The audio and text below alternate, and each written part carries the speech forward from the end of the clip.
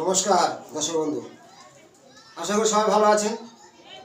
হস্তরেখা বিচার, কুণ্ডলী, জন্ম তারিখ, মাস, সাল, নক্ষত্র, যোগ, তিথি, এই যে জ্যোতিষ শাস্ত্রের আকাশ সমুদ্রের বিভিন্ন তত্ত্ব আমাদের সামনে নিয়ে আমি সঞ্জয় মণ্ডল জ্যোতিষ হাজির। কিন্তু বাড়িতে বসে দেখার সুযোগ, নিজের ভাগ্য মিলানো, সন্তানদের ভাগ্য মিলানো, আর একজনকে শেয়ার করে দাও, সেও জানো। প্রতিটা ভিডিও সাবস্ক্রাইব, লাইক, কমেন্ট করুন। আগ্রহে আরও কিছু নতুন নতুন তথ্য দেবো, নিজেরা নিজের ভাগ্যকে মিলাতে পারবেন। আজ বিষয় হলো হস্তরেখার মধ্যে, হাতের মধ্যে আপনার সব কিছু আছে। প্রচুর যেসব ব্যক্তিরা ঝগড়াটে হয়, অহংকারী হয়, আবার মেধাবী, সরল সাদাশীতে, ভাগ্যহীন ভাগ্যবান, দুর্ঘটনা, মৃত্যু, এই যাবতীয় সব হাতের মধ্যে লুকিয়ে আছে। বৃহত্তম শাস্ত্র, খুবই জটিল শাস্ত্র, আকাশ সমুদ্রের মতো। এই জিনিসটা যতটাই পারি চেষ্টা করবো আপনার সাথে তুলে ধরার জন্য, কিন্তু নিজেরাই একটু ধৈর্য ধরে পুরো ভিডিওটা দেখবেন। হস্তরেখা বিচার কাটলে কিছুই বুঝতে পারবেন না, একটা ভিডিও না মিলে পরবর্তী ভিডিও দেখুন, দেখে নিজেরাই প্রত্যেকটা ভিডিও একটু লাইক করুন, শেয়ারও করুন। আমি সচেষ্টায় আপনার সামনে তুলে ধরবো এই শাস্ত্রকে, তার সাথে বাস্তব মিলাবো। একটি হাতের মধ্যে কিছু কিছু চিহ্ন আঁকতে হয়, মানে সেটা আঁকতে তারা সময় চলে যায়, বেশি কোনো সময় থাকে না। তার জন্য কমন এই তিনটে রেখা আমি বিশেষ করে এঁকে আঁকি। পিতৃরেখা, আয়ুরেখা, এটাকে পিতৃরেখা, আয়ুরেখা, মাতৃরেখা, শিরোরেখা বলা হয়, ভোগ রেখা, হৃদয় রেখা বলা হয়। এই তিনটে রেখার উপরে বেশ করে বিভিন্ন তত্ত্ব এর আগে ভিডিও দিয়েছি, এখনো দেবো। হাতের যে চাটু একটু শক্ত প্রকৃতির, শক্ত, একটু চামড়াটা মোটা হবে। কোন ব্যক্তিরা ঝগড়া করে? যে ব্যক্তিদের হাতের চামড়া একটু মোটা, হাতটা একটু শক্ত, একটু কালচে রং, মিলাবেন, তারা একটু ঝগড়া টাইপ। তার সাথে এই যে ভোগ রেখা বলা হয়, এটাকে হৃদয় রেখা। হৃদয় রেখা এবং কনিষ্ঠা অনামিকার আঙুলের এটি মধ্যবর্তী অঞ্চলে দুটো শাখা সরু রেখা থাকবে, শাখা শাখা দুটোই সরু, এই রবি, এই বুধ, এই হৃদয় রেখাতে হালকা দুটো শাখা উঠবে। এরা একটু ঝগড়াটে প্রকৃতির হয়ে থাকে এবং বিবাদ ঘটায় বেশিরভাগ। আর এই যে হাতের চাটুতে যে ত্রিভুজ, বৃহৎ ত্রিভুজ বলা হয়, বড় ত্রিভুজ, তার মধ্যে চন্দ্র আকারের অর্ধচন্দ্র চিহ্ন, এই চিহ্নটা, এই অর্ধচন্দ্র চিহ্ন, এই কেতুর, ঠিক কেতু, কেতু বলা হয় কেন? শত্রু, অশান্তি, গোপন শত্রুতা, তার একটু ওই টাইপের হয়ে থাকে অর্ধচন্দ্র আকারে কেতু স্থানে। একটু ছোট না, তাই কারোর সাথে লেগেই আছে, বা পিছনে, আমার পিছনে পড়ে আছে, সেই সব ব্যক্তিদের হাতে ওই চিহ্নগুলো আছে। যদি আপনার কোনো সন্তান থাকে সেটাকে ঠিক করা যায়। ঝগড়া অশান্তি, মানুষের জেল জরিমানা হয়, খুন খারাপি, বিবাদ হয়, মানুষের কাছে লজ্জিত হতে হয়। চিহ্ন তার কোনো দোষ নেই, হাতে থাকে। বুধ রবির ঠিক অঞ্চলে শাখা হৃদয় রেখা থেকে বৃহৎ ত্রিভুজে অর্ধকার চিহ্ন। হাতের চাটু হবে শক্ত ভাব, চামড়াটা একটু খসখসে, একটু কালচে, এরা একটু ঝগড়াটে বিবাদ টাইপের হয়ে থাকে, মিলাবেন। তার সাথে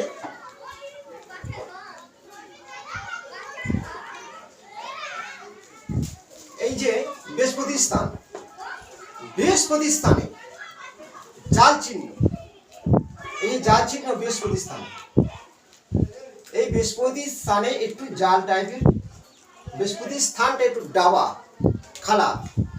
বৃহস্পতির এই যে তর্জনী আমলটা এইদিকে একটু একটু হেলে থাকবে, শনির দিকে তর্জনের আমল একটু হেল থাকবে, এর একটু দাম্ভিক, অহংকারী হয়ে থাকে। তার সাথে বৃহস্পতি স্থান বেশি উচ্চ হলে খুবই অহংকারী হয়, তাহলে বৃহস্পতির ফল সব নিষ্ফল হয়। বৃহস্পতি স্থান উঁচু হওয়া ভালো, জ্ঞান শিক্ষা ধার্মিক হয়, বেশি উচ্চ হলে কিন্তু ভালো না, বেশি উচ্চ হলে অহংকারী হয়, আর জাল হলে অহংকারী হয়। তাদের মধ্যে একটু অহংকার ভাব, কিছু হয়তো জানে, এমন ভাব দেখাবে বিশাল কিছু জানে, কিছু টাকা আছে অল্পতে মনে হয় বিশাল, সে কয়েকশো কোটি টাকার মধ্যে, এই ভাবনা তার মধ্যে থেকে থাকে। ঘরে ভাবা নেই, এমন এমন ড্রেস মারে ঘুরবে যেন আবার রাজার বেড়া। বৃহস্পতি স্থানগুলো এইভাবে থাকে, বিশাল সাজগোজ, একবার দাড়ি ফিসি কাট, হয়তো নিজের গাড়ি নিয়ে পরের গাড়ি নিয়ে ঘুরতেছে, বিশাল একটা ধনী বাড়ির ছেলে, কিন্তু জ্যোতিষ পারে তার হস্তরেখা বিচার করলে সে কোন বাড়ির ছেলে কতটা কেমন করে বলে দেওয়ার ক্ষমতা আছে। যেমন এর আগে ভিডিও দিয়েছি, সাধু চিনবে কি করে, স্বস্তি চিহ্ন ত্রিশূল চিহ্ন যদি কোনো ব্যক্তির হাতে না থাকে সঠিক সাধু নয়। হাতে জাল চিহ্ন আছে শুক্রের স্থানে, চন্দ্রের ক্রস, রবি রেখা নেই, সঠিক সাধু নয়। বৃহস্পতি জাল, বৃহস্পতি ডাবা, জ্ঞান নেই, কি সাধু। তেমনি এই যে ভিডিওগুলো আমি যে তত্ত্বগুলো তুলে হচ্ছি আপনাদের সামনে, মানুষ চেনার কৌশল, মানুষ চিনবে কি করে এই ব্যক্তিটা কেমন ধরনের, ঠিক তেমনই এই বৃহত্তম শাস্ত্রের মধ্যে এগুলো সবটা লুকিয়ে আছে। একটা ব্যক্তি তার রোড অনুযায়ী, তার বংশ পরিচয়, তার ক্রিয়াকার্য দেখবে, যত প্রকৃত ধনী বাড়ির ছেলে, প্রকৃত সে ধনী, দৃঢ়তা, স্থিরতা, তার সৌন্দর্যের একটা কথা বলার ভঙ্গি থেকেই যায়। অল্পই থেকে একটু ধনী হলে অহংকারে দাম্ভিকে কথাবার্তা বলে থাকে। মিলাবেন সেই রেখাগুলো কি ঠিক? এই বৃহস্পতি স্থানে জাল চিহ্ন থাকবে, বৃহস্পতি স্থানটা অধিক উঁচু থাকবে, বারবার এটা বলছি, মানে সে তার মধ্যে একটু অহংকার এসে গেছে, মানে তার বংশ কোনো ধনী নয়, এই চালচলনও থাকবেই। হস্তরেখা বিচারে একটু ধৈর্য ধরে দেখতে হবে, তবে প্রত্যেকটা ভিডিও দেখলে। মাতা পিতার সাথে বিবাদ, দেখুন, ধরো অনেক ছেলে বা মেয়ে মাতা পিতার সাথে প্রচন্ড বিবাদ, একদম বলছে না, মিলান বুধের স্থান আর রবি স্থানে, এই যে রবি আর বুধ এর মধ্যে অঞ্চলে এই ক্রস যদি এই মিডল পজিশন, কনিষ্ঠা অনামিকা ঠিক মিডলে তিনটে ক্রস বা দুটো ক্রস, আপনার সন্তান হাতে আছে, আপনার সাথে বনবে না, কন্যার হাতে আছে বনবে না, অনেক আছে, প্রচুর মানুষের হাত দেখেছি, এসে বলছে যে আমার ছেলে তো আমার সঙ্গে একদম বনে না, তার স্ত্রী তাকে বশীকরণ করে নিয়েছে। সম্পূর্ণ ভুল কথা, ওরকম হয় না। বাবার সাথে বলছে না, কারণ কি? মার সাথে বলছে না, কারণ কি? ঠিক কারণটা হলো তার হাতের মধ্যে ওই লুকিয়ে আছে বুধ রবির মাঝে ডবল ক্রস, পিতা মাতার সাথে বনাবনি হবে না, মিলাবেন, মিলতে বাধ্য হবে।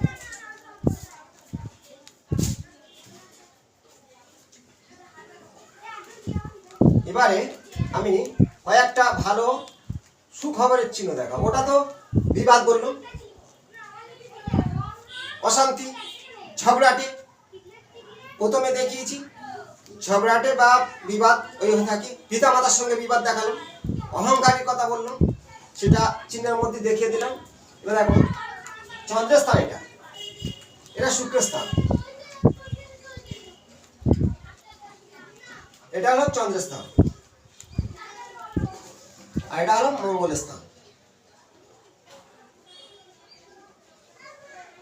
যদি মঙ্গলটা পুরোটাই ধরা যায়,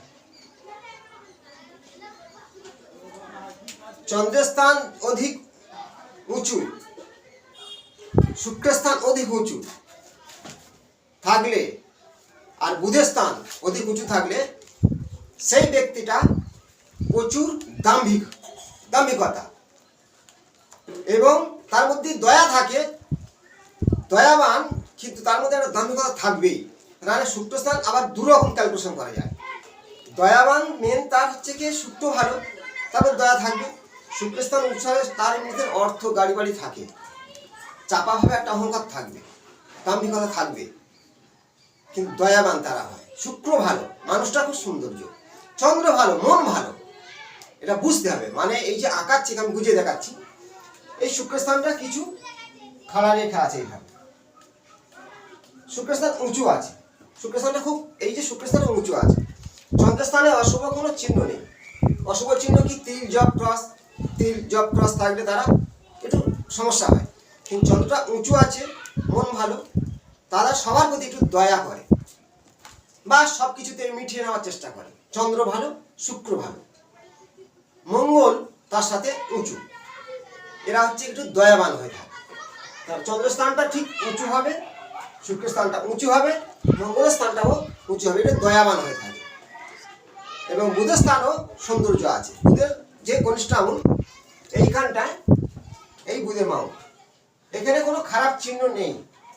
এরা দয়াবান, সবার প্রতি এদের একটা করুণা থাকে, কোনো সমস্যা হলে মেটানোর চেষ্টা করে। এদেরকে বলা হয় বুধ ভালো, শুক্র ভালো, চন্দ্র ভালো।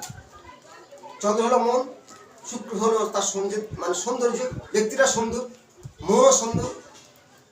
বুধ হলো ধীর স্থির বুদ্ধি, এসব ব্যক্তিরা ভালো হয়। যদি বিপরীত কি করে হবে? বুধের স্থানে ত্রিভুজ চিহ্ন খুবই ভালো ফল দেয়, কিন্তু এই ত্রিভুজ চিহ্ন একটা সমস্যা দেয়, সন্তানরা বিবাদী হয়, তার সঙ্গে বিবাদ হয় সন্তান। যেমন ক্রস চিহ্ন থাকলে বিবাদ হয়, এইখানে এর আগে বললাম রবিতে ক্রস, রবি আর বুধের মধ্যে পিতা মাতার সঙ্গে বিবাদ, আর সেই সন্তান ত্রিভুজ থাকলে সেই সন্তান একটু বিবাদী হয়, কিন্তু ত্রিভুজটা তার জীবনে উন্নতি করা।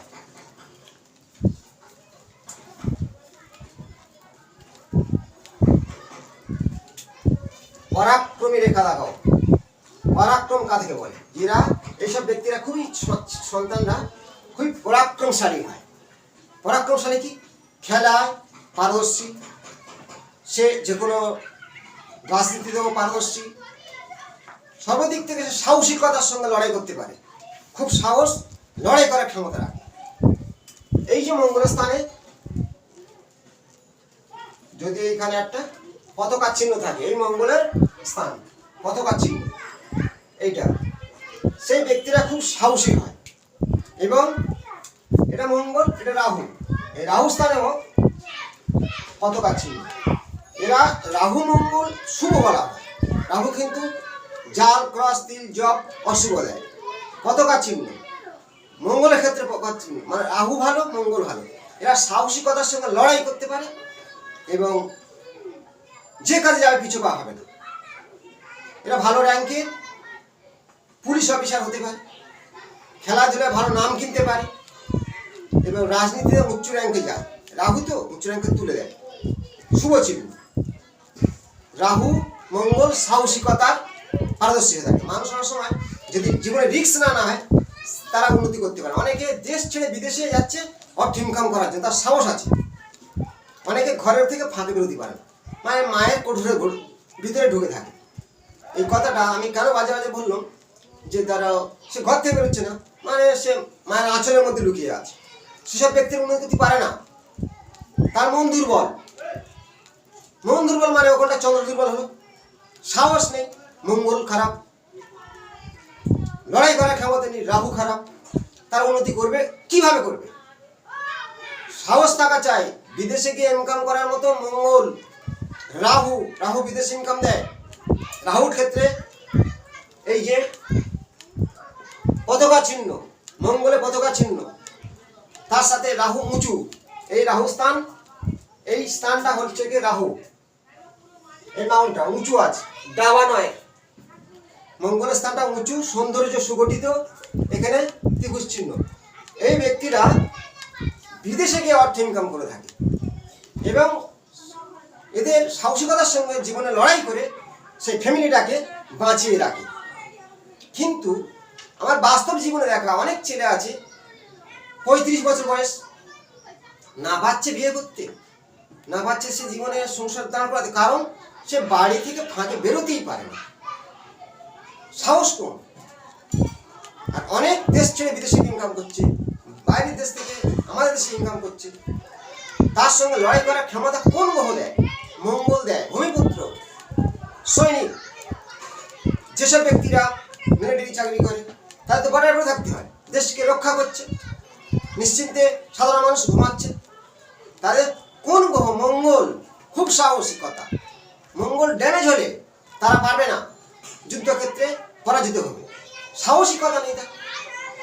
তেমন রাজনীতিও সাহসের দরকার, রাজনীতিতে মঙ্গলেরও ফুল ভূমিকা থাকা দরকার, তার সাথে বৃহস্পতির প্রয়োজন। বৃহস্পতি তার শিক্ষা, কথা বলার টেকনিক, অঙ্ক যথেষ্ট, অঙ্কের মাস্টার যে কত ভোটে দিদি কি ক্যালকুলেশন করে, এর বলা হয় বৃহস্পতিরও সাপোর্ট দরকার। বৃহস্পতির ক্ষেত্রে সাপোর্ট কি? বৃহস্পতির ক্ষেত্রটা এটাই, খুব সৌন্দর্য, উঁচু,